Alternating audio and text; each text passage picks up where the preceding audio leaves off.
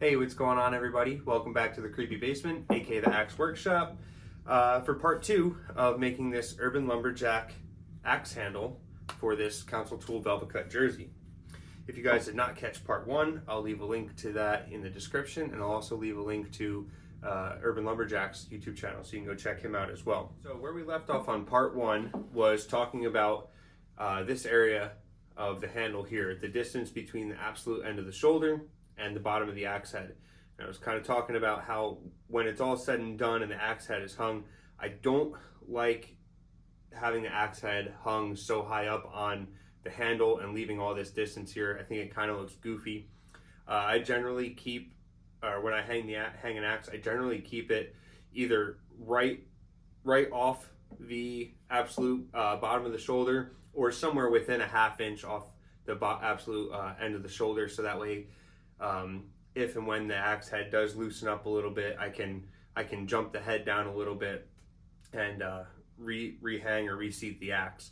So right now, having 2 inches there is way too much for me. It's a little goofy, but we're going to try to keep the length of this handle. And what I mean by that is, if right now this handle, if we take this head and keep taking away material on the sides here and in the back to jump the head down all the way here, our handle is now going to be, our absolute finished hung length is going to be 2 inches shorter than it is now. So in order to keep this exactly the length we have it, we're just going to move this up. Okay, we're going to just take our file, we're going to run this down and remake this shape up here. We're going to feather this in so this sweep starts here and comes down in. And I'll show you what I mean by that in a little bit, because we're going to go do that first before we start getting into thinning and taking these corners down and making the handle in its final shape.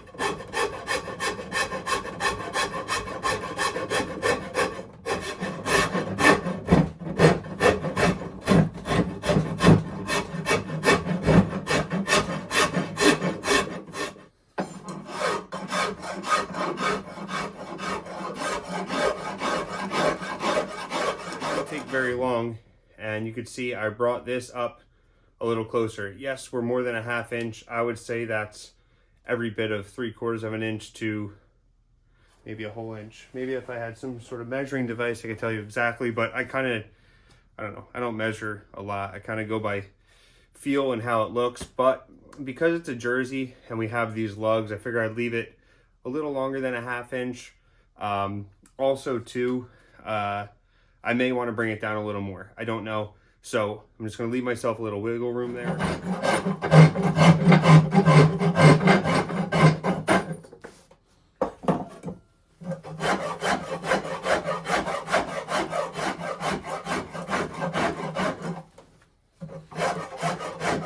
Guys, so I just had a thought while I was over there working away with the file, which you could see is fine. You know, it's working. We're thinning out nice. We're taking the corners off. But I was like, what if I tried using the belt sander? So I threw a 60 grit belt on here, and I have this area here where it's a little, you could push it in to kind of get like a more of a curve to it. So I think I'm going to try thinning it down with this just to kind of speed the process up a little bit. Hopefully it doesn't end up biting me in the butt in the end. So I say we try. I've never done it before. I usually do it all with a file, but yeah, I want to give it a shot. So yeah, I'm going to hook the shop back up to this area here, and so we're not getting dust everywhere. So it might be a little loud. I probably won't run this segment too long, just because how loud it's going to be for you guys, the viewers.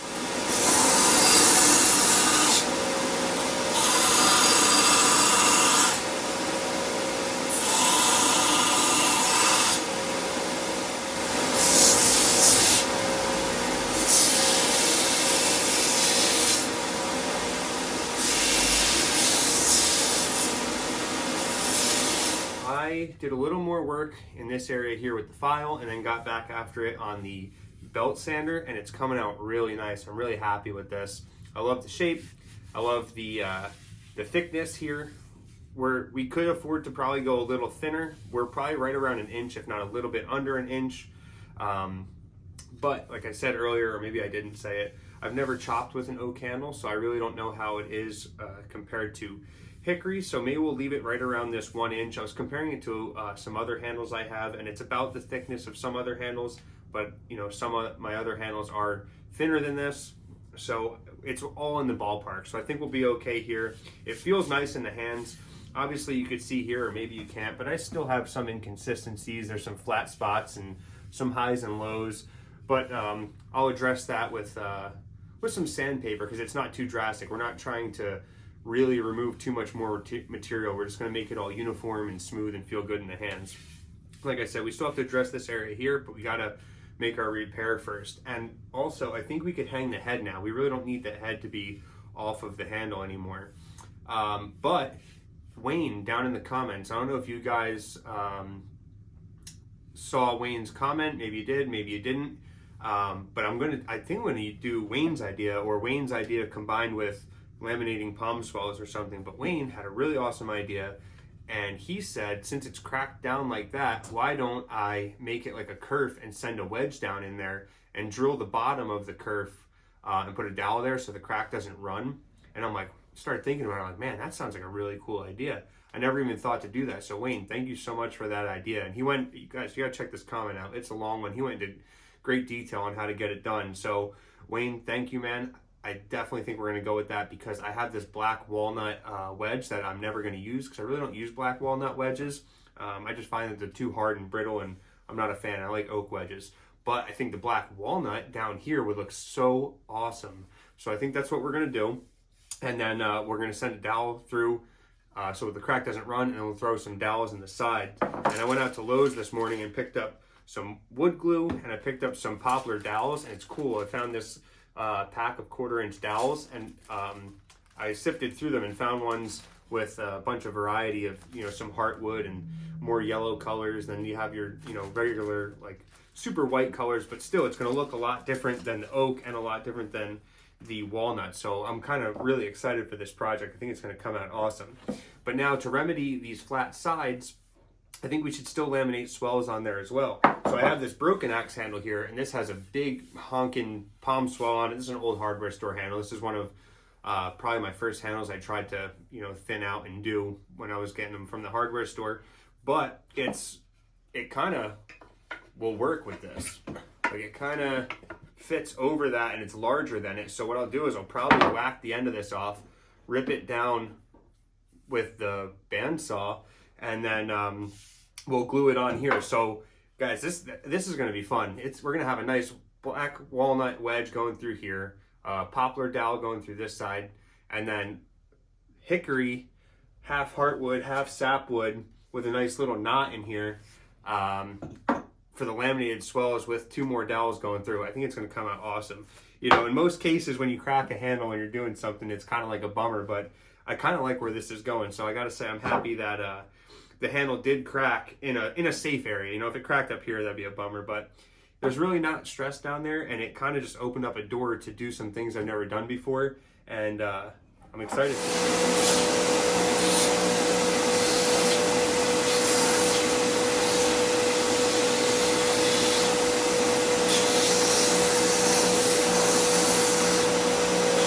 Now let's get a little bit of Urban Lumberjacks handle oil on this wedge and on this tongue wood. We're not going to oil the whole handle right now, guys, because there's still going to be some sanding that's got to get done. And like I said, we're going to work down here a little bit. But I do want to oil this area and the wedge to get it in there.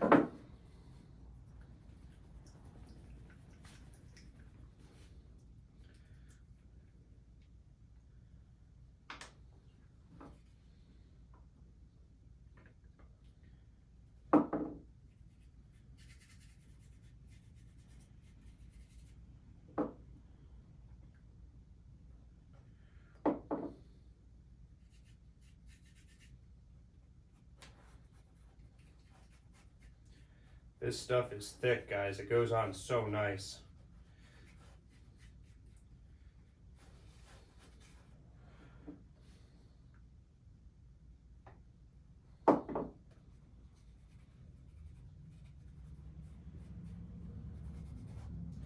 I like putting oil up here, guys, because it really doesn't ever get oil on it. So this is your one-time shot to do that when you're hanging the head. So you might as well get it done now. And you don't have to. I mean, it's really not necessary. I like to do it. It makes my mind more at ease knowing that there's oil up there. And then obviously you could wood glue in the wedge. I like to use oil. I know I've said it in the past, so this might be a little redundant for some people, but I like using oil on the wedge to help it slide in easier. When you put the wedge in dry, it tends to bind up a lot more. So this definitely helps with installing the wedge. And also, like I said, same thing about the tongue wood there. This isn't ever, you know, after the head's hung, you could oil the handle a million times if you wanted to, but this is your one-time opportunity to get oil up in here if you so choose.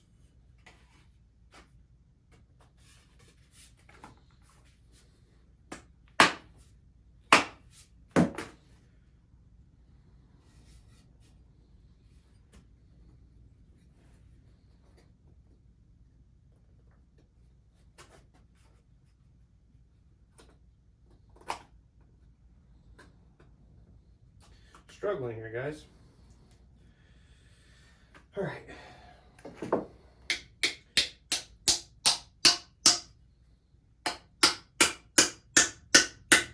Hoping this wedge cracks, so I can send the front down a little more because I have a little bit more of a gap to fill up here. I took a little too much material off this the front portion here. Maybe we'll just make it crack. There we go.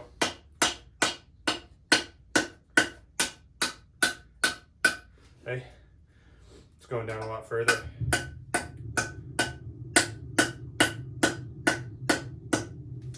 think we're bottomed.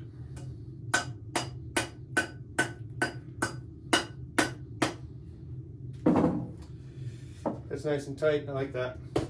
All right, let's go trim this off.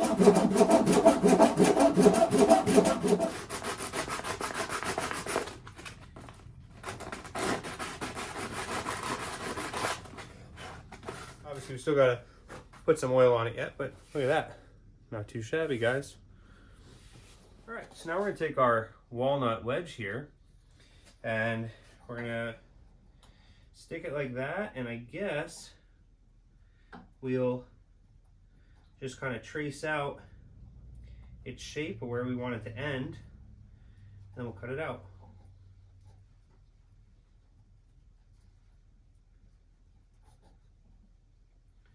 Try to make it as straight as I can. The crack doesn't really run too straight, so we'll go like that. And we'll run to the inside of our line so it's not too fat. So about there.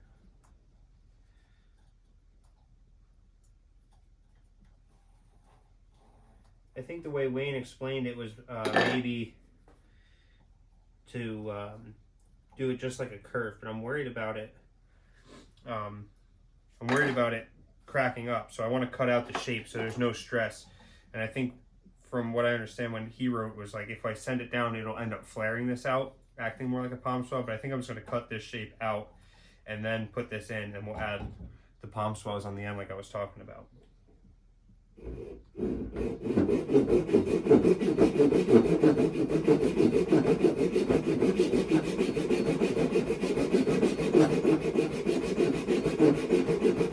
Alrighty, guys, so I got these two pieces of that broken axe handle. We're going to use that as the palm swell down here. I got these two perfectly flat. I used this sander. And then what I was doing was to kind of check for high and low spots, or really low spots, was just using a Sharpie and then laying it on the flat deck of the sander, and then just keep working until those low spots are gone. Kind of just like body work on a car, you know what I mean? And I'm doing the same thing here now, but because I put the head on the handle, it's really hard to hold that straight on here. So I'm just trying to go off of the straightness of the file, because obviously the file is not bent, and I'm just trying to go nice and easy, work slow. It's definitely tedious, but we have to get both mating surfaces completely flat, or as flat as possible, or else I don't think we're going to get a good glue joint, and we don't want it to rock or anything like that. I don't know if I said it earlier, but I messed up the cut for the wedge in the handle. I decided to use the bandsaw because the handsaw was taking too long and I was getting frustrated, so I used the bandsaw and then experienced some blade drift, tried to go back and correct it, and now I made the opening too wonky, and I don't really know how to true that up. And I drilled the hole for the dowel, and I was like, oh, I'll just meet my cut at the hole, and that'll give me like an ending point. Well, because of the blade drift, I totally missed the dowel hole, and I ended up cracking this more. So I created a little bit more work for myself doing this, but I'll show you what I got going on here. I'm just kind of coloring this in with black Sharpie, and then I'll try to stay consistent with my file. And what I'll do is I'll try to keep this as flat as possible, and I'll run across and I'll see where the scrape happens.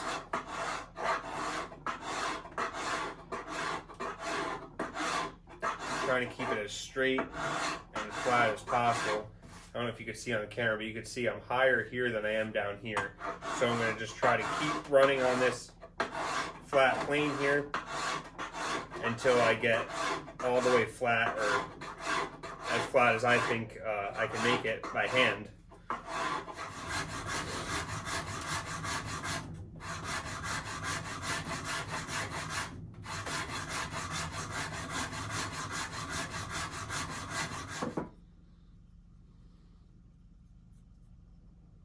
Maybe one more.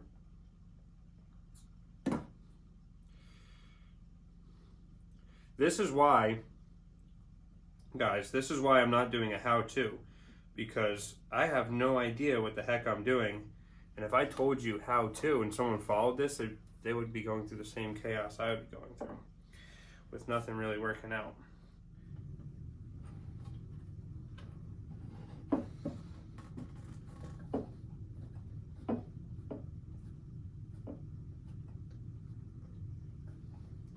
Okay, so check it out, guys. We have all our pieces. I know it looks a little funky right now. We still have to trim everything and file it and taper everything in. But we have all the pieces glued.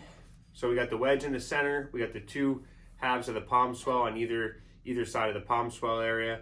If you take a look here, I know it might be tough, but there's a crack starting to run. I don't know if I remember saying it or not, but I drilled the hole first and then tried to meet the cut, or meet the hole with the cut, and then it started cracking past that. So I think what we're gonna do is we're gonna get everything kind of in shape. I guess we'll start trimming. I should have drilled the hole last when I was ready to put the dowels in. Like I said, it's the first time I'm doing anything like this, so it's a little bit of a learning experience, and you know, now I know what not to do for next time, but it's gonna come out good and it's gonna work. Like I said, this area of the handle doesn't have too much stress on it, so it should be okay. And obviously I got a little crazy with the glue, but I guess it's better than not enough glue. So we're gonna now take the flush cut saw, or yeah, I guess we use a flush cut saw, and we'll trim out all this excess junk here, and then we could start filing and really shaping this. And before we get too carried away, we'll go back through and we'll make our dowel pins. Obviously we're gonna have to let that glue dry, so I'll have to wait again tomorrow to start messing with that. But I think before we dowel it, we can get away with doing a lot of work up here.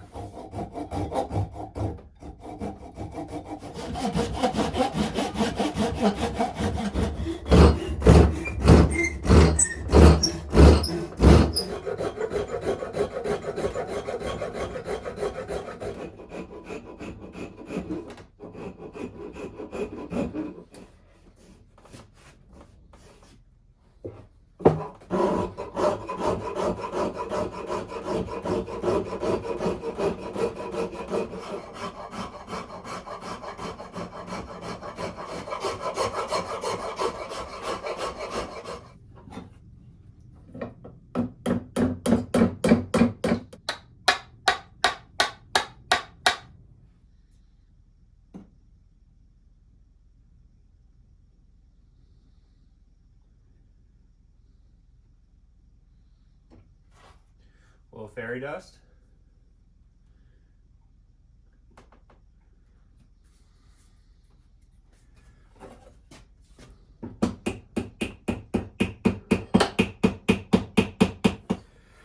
Alrighty guys, so now we got a ton of dowels in here. We got, it's hard to see, but we got 2 in the bottom because my awesome drilling abilities, free-handed, I made more holes.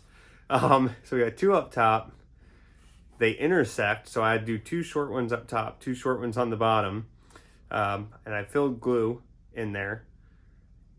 So we got 2 up top, 2 on the bottom, and then we have just a pretty one going across here. And that's more of a heartwood poplar, so it's going to look nice in there, and it'll kind of complement that that walnut wedge.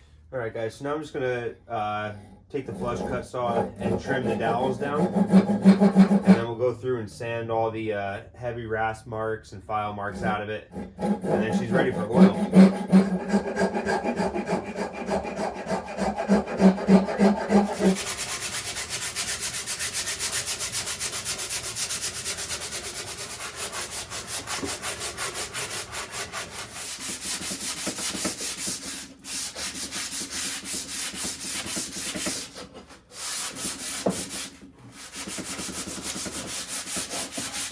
Alrighty guys, so she's all sanded down to 150 grit. I'll show you here how the palm swell looks. Hopefully that's in frame. Got a dowel through the side, a couple in the top, you know, where where I kind of intersected my holes. But all in all, I think it came out, hopefully that's in frame, I think it came out really good. Profile is nice. It's nice and slim down here, slim all the way throughout. I don't know how the camera's making it look, but the palm swell isn't crazy. It's not too wide, too pronounced. It's definitely on par with some vintage ones, maybe a little wider, but I think it came out really good. So there's nothing left to do but to oil up this handle. We're going to be using Urban Lumberjack's handle oil here. This stuff's really good, makes the handle nice and dark. I'm sure you guys saw when we did the tongue wood up here when we were putting the head on, how dark it makes it. Gives it a really nice aged antique look, and it, man, does it patina up well. I'll let you in on a little secret. I did test this out before the video on another handle, and I chopped with it quite a bit. Actually, I'll grab that for you quick. So this is my council tool boys axe, and this was a very blonde white handle, and this is after just one treatment of his oil, Urban Lumberjack's oil. I did some chopping with it. You could see I didn't do a ton, but you could see a little bit of wear on it. But man, this handle oil that he made just leaves a beautiful, beautiful finish. So that's the oil that's going to go on this handle, and let's get to it. No point in wasting any more time, right? Guys, you don't need rubber gloves to handle Urban Lumberjack's oil. He uses raw linseed oil as a base, and then other natural ingredients, as well as bark tannins. But I'm just using rubber gloves. Normally I would just use my hands, but because I'm going to be handling the camera here shortly after, I'm just going to use rubber gloves so I can rip these off and my hands will be dry and not all oily. So I'm probably, maybe I'll adjust the camera angle and we'll get you right down on the bench. We'll do that.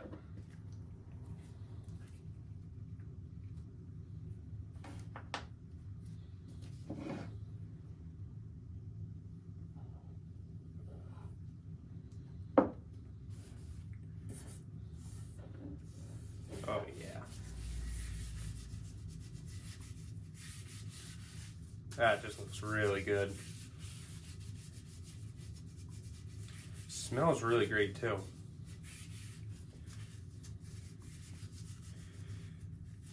And these more coarse spots where I didn't really refine the sanding down to 150. Obviously, if you have more of a coarse sandpaper and you have more coarse grain marks, like I leave the end grains pretty coarse so they absorb quicker. So yeah, when you have more coarse finish on the wood, it's going to absorb the oil. It's going to absorb the oil more, and you'll get a darker look to it too. So sometimes I really don't mind leaving, you know, the tool marks on there because it ends up leaving a pretty cool finish. And also tool marks don't really bother me much.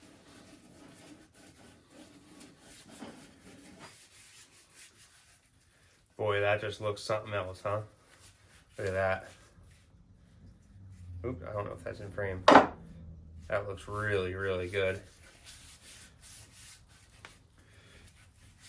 Really cold in my basement, so get a little heat into this.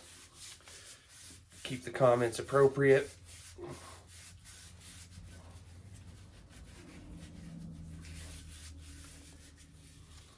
Wow, that is just outstanding. Look at how crazy you could see some of this grain looks. It's like in the side here. Hopefully that's in frame. I really wish I had like a viewfinder, but it's just, this piece of oak is beautiful.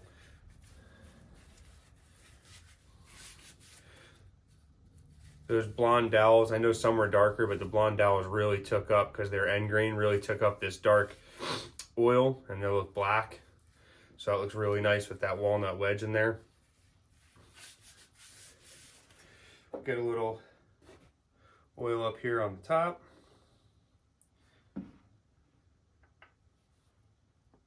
Try not to waste any of this stuff.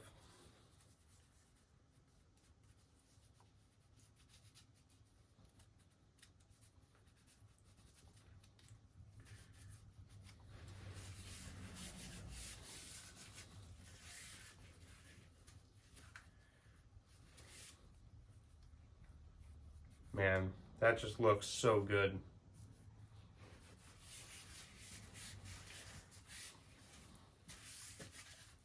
If you see what I mean about leaving the end grain nice and coarse, it really just takes up that oil, makes it nice and dark.